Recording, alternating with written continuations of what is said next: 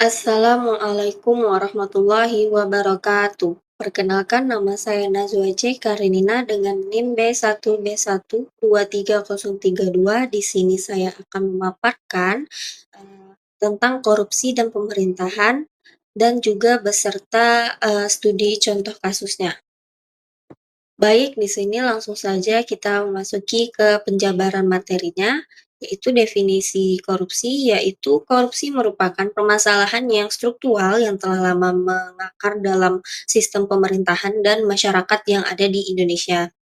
Tindak pidana korupsi tidak hanya merugikan negara, namun juga menghambat pembangunan, melemahkan institusi demokrasi, serta menurunkan kepercayaan publik terhadap penyelenggara negara. Kasus korupsi di Indonesia itu bersifat kompleks dan sistematik, mencakup berbagai sektor seperti birokrasi, politik, dan sektor swasta. Pola korupsi di Indonesia juga menunjukkan kecenderungan yang melibatkan aktor-aktor dari berbagai lapisan, mulai dari pejabat publik hingga pelaku usaha itu sendiri. Dalam beberapa kasus, korupsi banyak terjadi dari tindakan kolusi antara pejabat pemerintah dan pihak swasta untuk memperoleh keuntungan pribadi atau kelompok. Hal ini mencerminkan adanya kelemahan dan sistem pengawasannya itu dan penegakan hukum yang tidak efektif. Upaya pencegahan korupsi telah dilakukan dengan berbagai strategi, baik dilakukan oleh pemerintah maupun masyarakat sipil. Salah satunya yaitu melalui pendekatan yang digunakan, yaitu Strategi Nasional Pencegahan Korupsi atau Stranas PK, yang menekan pada tata kelola kolaboratif antara pemerintah, masyarakat, dan sektor swasta. Namun, implementasi strategi ini masih menghadapi berbagai tantangan. Selama ini pendekatan pencegahan tindak pidana korupsi juga menjadi faktor penting, misalnya melalui pendidikan anti korupsi yang bertujuan untuk membentuk karakter generasi muda itu yang berintegritas dan sadar, akan bahaya korupsi itu sendiri. Namun efektivitas pendekatan ini masih bergantung pada konsistensi pelaksananya juga dan dukungan dari berbagai pihak. Dengan melalui pendekatan dan mempertimbangkan kompleksitas serta dinamika korupsi di Indonesia, analisis terhadap kompleksitasi strategi pencegahan yang telah dilakukan menjadi sangat penting, yang mana hal ini bertujuan untuk mengidentifikasi kelemahan dan merumuskan strategi yang dapat dilakukan untuk memperkuat upaya pemberantasan korupsi serta sistematik dan berkelanjutan. Baik, materi selanjutnya ada pola-pola korupsi, yang mana menurut Refrisun Baswir dan R. Toto Sugiarto, ada beberapa pola korupsi yang terjadi di Indonesia. Yang pertama itu pola korupsi konvensional, yang mana ini bentuk korupsi yang paling klasik dan langsung, di mana tindakan ini yang dilakukan bertujuan untuk memperoleh keuntungan pribadi dengan menyalahgunakan wewenang dan sumber daya publik. Contohnya itu meliputi penggelapan uang negara, penyalahgunaan dana operasional kantor untuk kepentingan pribadi, penggunaan fasilitas negara seperti mobil dinas, rumah dinas, yang mana ini untuk keperluan pribadi, dan penerimaan suap secara langsung. Yang kedua ada pola korupsi kwitansi fiktif, yang mana pola ini melibatkan pemalsuan dokumen seperti kwitansi itu sendiri, faktur, dan bukti pengeluaran lainnya untuk mendukung pengeluaran dana negara yang fiktif, yang mana sebenarnya ini dialihkan untuk kepentingan pribadi, yang mana modus ini membutuhkan perencanaan yang cermat dan pemahaman yang baik tentang sistem administrasi dan keuangan. Selanjutnya pola korupsi komis, yang mana ini terkait erat dengan proses pengadaan barang dan jasa, terutama dalam proyek-proyek berskala besar. Pejabat publik yang terlibat itu dalam proses pengadaan menerima komisi atau potongan harga dari perusahaan penyediaan barang ataupun jasa. Selanjutnya ada pola korupsi upeti yang mana merupakan bentuk pungutan liar atau pungli yang sistematis di mana pejabat publik meminta imbalan berupa uang atau barang sebagai syarat untuk mendapatkan pelayanan yang seharusnya mereka berikan secara adil dan juga transparan. Selanjutnya ada pola korupsi menjegal order yang mana modus ini melibatkan manipulasi dan penghambatan proses bisnis ataupun juga proyek. Pelaku biasanya pejabat yang sengaja menghambat atau menggagalkan suatu orderan yang seharusnya dikerjakan oleh instansinya, lalu dialihkan kepada perusahaan atau individu yang terkait dengan pelaku, yang mana ini seringkali untuk kepentingan pribadi. Selanjutnya ada pola korupsi perusahaan rekanan yang mana merupakan upaya untuk menyembunyikan jejak korupsi dengan menggunakan perusahaan rekanan sebagai perantaranya. Pelaku itu biasanya mendirikan perusahaan sendiri atau menggunakan perusahaan milik keluarganya sendiri atau orang terdekat pelaku untuk mengambil proyek dari instansinya sendiri.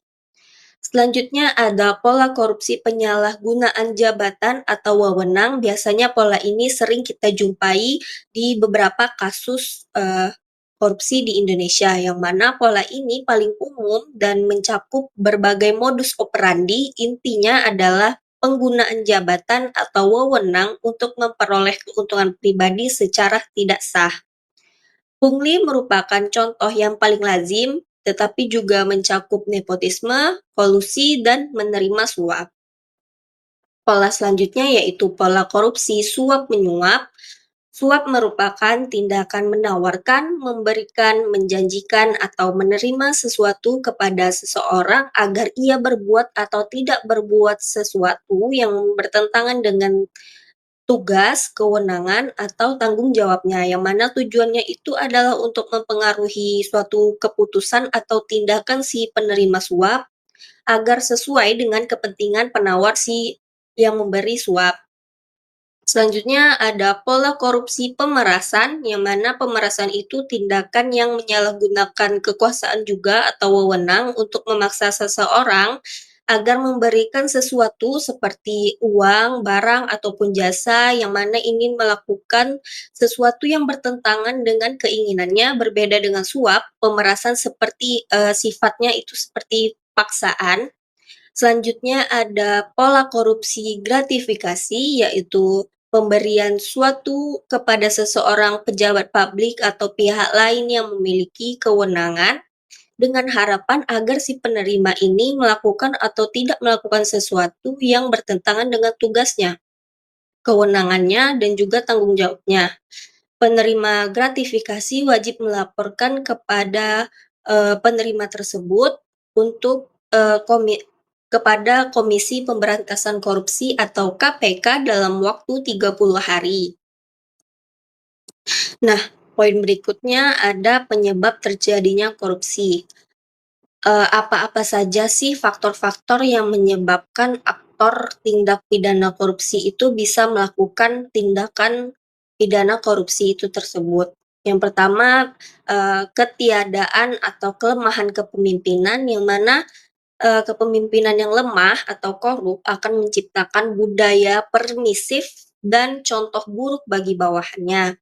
Selanjutnya ada kelemahan pengajaran agama maupun etika. Sistem pendidikan agama dan etika yang lemah akan mengakibatkan kurangnya internalisasi nilai-nilai moral dan juga integritasnya.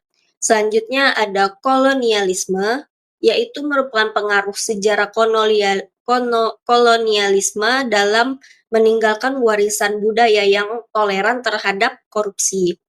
Selanjutnya adanya kurangnya pendidikan, maksudnya kurangnya akses terhadap pendidikan yang berkualitas yang menghasilkan sumber daya manusia yang kurang terampil dan rentan terhadap bujukan korupsi. Selanjutnya ada kemiskinan. Individu yang hidup dalam kemiskinan mungkin merasa terdorong untuk melakukan tindak korupsi untuk memenuhi kebutuhan dasar mereka. Selanjutnya ada tiadanya hukuman yang keras seperti sistem penegakan hukum yang lemah dan kurangnya hukuman yang tegas menciptakan impunitas bagi pelaku korupsi itu sendiri. Selanjutnya ada kelangkaan lingkungan yang subur atau perilaku anti korupsi, yang mana jika lingkungan kerja atau sosial tidak mendukung integritas dan transparansi, individu akan lebih sulit untuk berperilaku jujur. Selanjutnya, struktur pemerintahan, yang mana struktur pemerintahan yang tidak efisien dan birokratis dapat menciptakan peluang bagi praktik korupsi itu sendiri. Selanjutnya ada perubahan radikal, yang mana masa transisi atau perubahan radikal dapat menciptakan ketidakstabilan dan membuka peluang bagi praktik korupsi. Selanjutnya ada keadaan masyarakatnya, yaitu norma atau nilai yang berlaku dalam masyarakat akan mempengaruhi tingkat toleransi terhadap korupsi itu sendiri. Baiklah, setelah kita mengetahui apa itu pengertian korupsi, pola korupsi, dan maupun penyebab dari korupsi itu sendiri, ini adalah contoh kasus tindak pidana korupsi dan bagaimana strategi penanganan dari kasus yang terjadi ini. Yaitu pertama ada proyek pembangunan infrastruktur fiktif, yang mana pada suatu daerah, sebut saja Kota Harapan, pemerintah daerah menganggarkan dana besar untuk proyek pembangunan infrastruktur jalan di beberapa kecamatan terpencil. Proyek ini sangat dinanti-nantikan oleh masyarakatnya secara nggak langsung karena akan meningkatkan aksesibilitas dan juga meningkatkan perekonomian lokalnya, yang mana anggaran yang dialokasikan mencapai 50 miliar. Nah, pola korupsi yang terjadi itu ada korupsi kwitansi fiktif dan fiktif pekerjaan, yang mana proyek ini dipimpin oleh seorang pejabat tinggi di Dinas Pekerjaan Umum, sebut saja Bapak X. Dalam laporan pertanggungjawaban proyek ditemukan banyak kwitansi dan juga faktur fiktif untuk pengadaan materialnya dan juga jasa konsultan yang sebenarnya tuh nggak pernah atau nilainya tuh digelembungkan tidak sesuai dengan harga aslinya. Nah, Bapak X bersama beberapa bawahannya itu dan kontraktor rekanan, anggap saja PT Makmur Sejahtera, membuat laporan kemajuan proyek yang tidak sesuai dengan fakta yang terjadi di lapangan. Selanjutnya mereka melaporkan bahwa persentase pekerjaan sudah mencapai 80%, padahal pada nyatanya pekerjaan baru terjadi sekitar 30%. Selanjutnya ada dalam pola korupsi komis atau kickback, dalam proses penunjukan PT Makmur Sejahtera ini sebagai kontraktor, terungkap bahwa ada kesepakatan komisi atau kickback sebesar 15% dari nilai kontrak proyek yang diberikan oleh Direktur PT Makmur Sejahtera kepada Bapak X ini dan beberapa anggota tim pengadaan. Komisi ini disamarkan sebagai biaya konsultasi atau biaya administrasi dalam laporan keuangan perusahaannya. Selanjutnya dalam pola korupsi penyalahgunaan jabatan atau wewenang, Bapak X ini menggunakan jabatannya untuk memanipulasi proses lelang agar PT Makmur Sejahtera yang memiliki hubungan dekat dengannya dapat memenangkan tender proyek ini meskipun perusahaan tersebut sebenarnya tidak memenuhi semua kualifikasi teknis yang disyaratkan. Yang mana ini dilakukan dengan mengatur spesifikasi tender agar hanya cocok dengan penawaran PT Makmur Sejahtera itu sendiri. Selanjutnya dampak korupsi itu seperti apa sih? Yaitu pertama, terjadinya kerugian keuangan negara. Dana sebesar puluhan miliar rupiah yang seharusnya digunakan untuk membangun jalan berkualitas tinggi, banyak yang menguap ke kantong-kantong pribadi para pelaku korupsi. Selanjutnya dampak sosial dan ekonomi, yaitu masyarakat di kecamatan terpencil itu tetap kesulitan dalam mengakses aksesibilitas sehari-hari, jalan yang dibangun pun jauh di bawah standar yang seharusnya mereka mendapatkan jalan yang tebalnya 8 meter dari tanah, ini malah tipis, jadi, sekali dilewatin itu langsung rusak kembali, yang mana jalan yang dibangun pun jauh cepat rusak dan tidak memberikan manfaat ekonomi yang diharapkan masyarakat sekitar, yang mana hal ini menghambat mobilitas barang maupun jasa serta akses masyarakat sendiri ke pendidikan dan juga kesehatan. Selanjutnya ada penurunan kepercayaan publik, yang mana kasus ini itu mencuat ke permukaan dan menjadi sorotan media lokal, yang mana hal ini mengakibatkan hilangnya kepercayaan masyarakat yang dirugikan terhadap pemerintah daerah maupun instansi yang terkait. Selanjutnya, lingkungan yang tidak sehat, yang mana kasus ini menciptakan presiden buruk dan memperkuat budaya korupsi di lingkungan birokrasi daerah, di mana pejabat lain mungkin merasa aman untuk melakukan hal yang serupa dengan apa yang terjadi di daerah tersebut. Selanjutnya ada upaya penanganannya, yaitu uh, setelah adanya laporan dari masyarakat dan investigasi awal oleh media, lembaga penegak hukum setempat, sebut saja Satgas Anti Korupsi Daerah, mulai melakukan penyelidikan nih ke proyek tersebut. Yang mana penyelidikan ini mengungkap bukti-bukti kuat dari kwitansi fiktif, aliran dana ilegal, dan kesaksian dari beberapa pihak yang terlibat. Nah, sebut saja Bapak X dan Direktur PT Makmur Sejahtera akhirnya ditangkap dan ditetapkan sebagai tersangka. Proses hukum berjalan dan mereka dijatuhi hukuman pidana yang cukup berat, termasuk pengambilan aset yang diperoleh dari hasil korupsi. Pemerintah daerah kemudian melakukan audit menyeluruh terhadap semua proyek infrastruktur yang sedang berjalan dan menerapkan sistem e-procurement yang lebih transparan serta memperkuat pengawasan internal. Nah, studi kasus ini menunjukkan bagaimana uh, dan menunjukkan berbagai pola korupsi yang dapat saling berkaitan dan menimbulkan dampak yang merugikan bagi masyarakat maupun negara. Pencegahan dan penegakan hukum yang tegas sangat penting untuk mengurangi praktik-praktik semacam ini. Nah, selanjutnya ada pun strategi untuk mencegah terjadinya tindak pidana korupsi yang serupa dengan kasus yang di atas. Yang pertama itu pencegahan atau preventive measure yang spesifik, yaitu dengan penguatan sistem e-procurement atau pengadaan elektronik yang transparan dan blockchain enable. Selanjutnya ada penerapan smart contract, yaitu untuk setiap tahap proyek ini memulai dari pengajuan tender, evaluasi penawaran, penetapan pemenang, hingga pembayaran.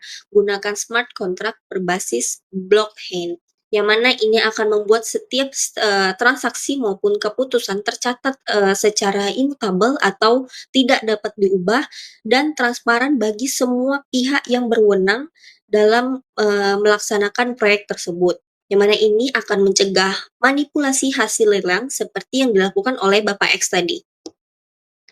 Selanjutnya, otomatisasi penilaian, yang mana sistem harus memiliki algoritma penilaian otomatis berdasarkan kriteria yang telah ditetapkan, yaitu akan mengurangi intervensi manusia dan celah untuk pengaturan pemenang tender. Selanjutnya ada publikasi dokumen lengkap, yang mana semua dokumen terkait tender atau RKS, RAB, hasil evaluasi maupun kontrak itu harus diunggah dan diakses secara publik melalui portal e-procurement pemerintah daerah, yang mana ini akan menyulitkan pembuatan spesifikasi tender yang hanya cocok untuk kontraktor tertentu. Selanjutnya, sistem pelaporan kemajuan proyek berbasis teknologi dan terintegrasi, yang mana sensor dan GPS monitoring, yaitu setiap alat berat atau kendaraan yang digunakan dalam proyek itu harus dilengkapi juga dengan GPS atau tracker yang mana sensor itu akan terhubung ke sistem pemantauan terpusat yang ini akan memungkinkan verifikasi lokasi kerja dan durasi penggunaan alat tersebut, yang mana ini akan mencegah klaim pekerjaan fiktif. Selanjutnya ada drone dan citra satelit.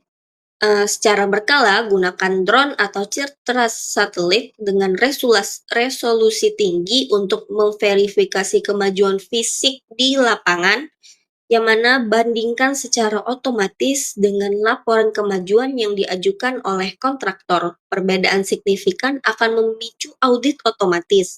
Ini akan efektif untuk membongkar laporan 80% tadi kemajuan padahal baru 30%. Selanjutnya, aplikasi pelaporan warga. Kembangkan aplikasi seluler di mana masyarakat dapat mengunggah foto atau video kemajuan proyek di lokasi sekitar mereka. Misalnya kondisi jalan yang akan dibangun tersebut memberikan timestamp dan lokasi geografis. Laporan ini dapat menjadi pembanding antara data resmi dan juga memicu investigasi jika ada ketidaksesuaian dalam pelaporan tersebut. Selanjutnya ada pelaporan keuangan real time, yaitu pembayaran kepada kontraktor harus terintegrasi dengan sistem keuangan pemerintah daerah dan juga tercatat secara real time. Setiap pencairan dana harus didasarkan pada verifikasi kemajuan fisik dan juga non fiktif. Selanjutnya ada penguatan kontrak dan juga klausul anti korupsi, yang mana setiap kontrak harus memiliki klausul tegas yang menyatakan larangan pemberian atau penerimaan komisi maupun suap. Pelanggaran klausul ini harus berakibat pada pembantalan kontrak itu sendiri dan juga diberikan sanksi denda yang besar. Selanjutnya audit investigatif rutin, yaitu memasukkan klausul dalam kontrak yang mengizinkan audit investigatif kapan saja tanpa pemberitahuan sebelumnya, baik terhadap keuangan kontraktor maupun pejabat dinas terkait. Selanjutnya ada sanksi pemecatan dan juga blacklist bagi perusahaan itu sendiri dengan tegas menyatakan bahwa jika terbukti ada praktik korupsi, pejabat terkait akan dipecat dan dengan tidak hormat, yang mana perusahaan kontraktor akan masuk daftar hitam atau blacklist secara permanen. Tidak boleh mengikuti tender proyek pemerintah lainnya di seluruh Indonesia. Nah, strategi selanjutnya ada penindakan atau repressive measure yang spesifik, yaitu unit khusus investigasi keuangan dan aset atau Financial Investigation Unit, bentuk unit khusus di Satgas Anti Korupsi Daerah yang fokus pada pelacakan aliran dana ilegal dan identifikasi aset hasil korupsi atau TPPU, yang mana unit ini harus memiliki keahlian dalam forensik akuntansi dan berkoordinasi dengan PPATK. Ini penting untuk melacak komisi yang disamarkan dan uang dari kwitansi fiktif itu. Selanjutnya ada penerapan TPPU sendiri, yaitu setiap kasus korupsi harus diiringi dengan penelusuran dan penuntutan tindak pidana pencucian uang atau TPPU untuk memastikan aset hasil korupsi itu dapat disita dan dikembalikan ke negara.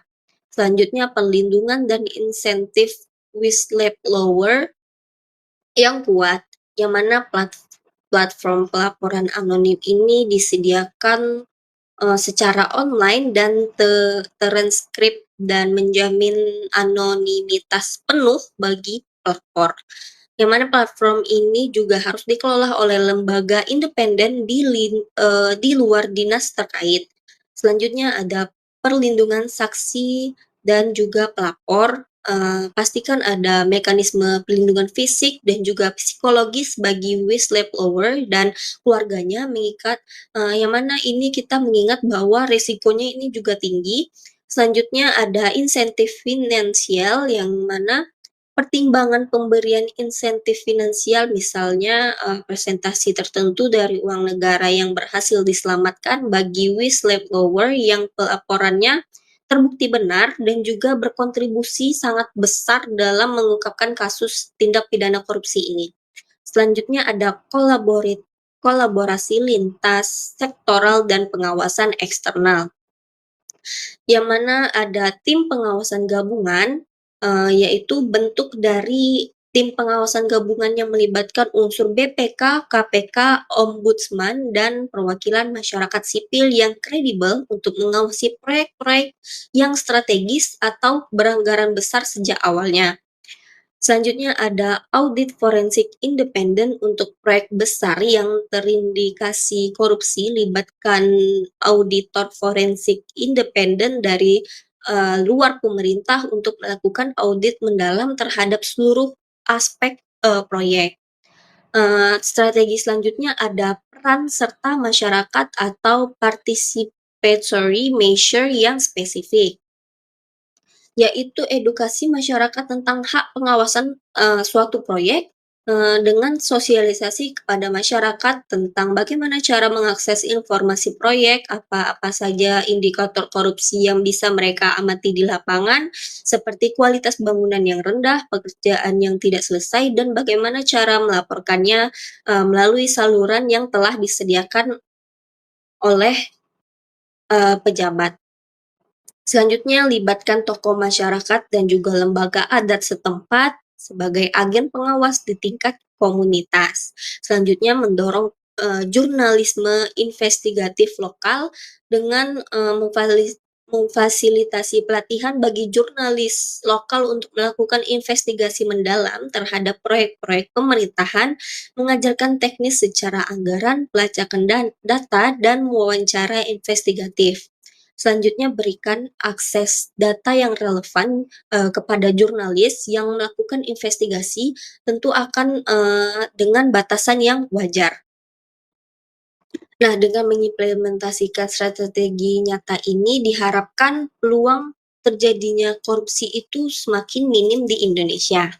Baik, sudah di penghujung materi, di sini saya akan menyimpulkan bahwa korupsi di Indonesia merupakan masalah yang sistematik, kompleks, dan juga multidimensional yang tidak hanya merugikan keuangan negara, tetapi juga mengikis kepercayaan publik, menghambat pembangunan nasional, serta merusak tatanan sosial dan moral bangsa, yang mana pola korupsi ini sangat beragam, mulai dari konvensional seperti suap dan penggelapan hingga yang lebih canggih seperti kwitansi fiktif itu, komisi atau kickback, penyalahgunaan wewenang, pemerasan, dan gratifikasi yang seringkali saling terkait dalam sebuah jaringan kejahatan. Yang mana akar penyebab korupsi itu sangat bervariasi, mencakup kelemahan kepemimpinan, pendidikan moral, dan etika yang kurang. Adapun kemiskinan, kurangnya sanksi yang tegas, lingkungan yang tidak mendukung, ini akan menunjukkan bahwa korupsi itu bukan masalah individu, tetapi juga cerminan dari kelemahan dalam sistem dan budaya. Baik, sekian dari saya. Wassalamualaikum warahmatullahi wabarakatuh.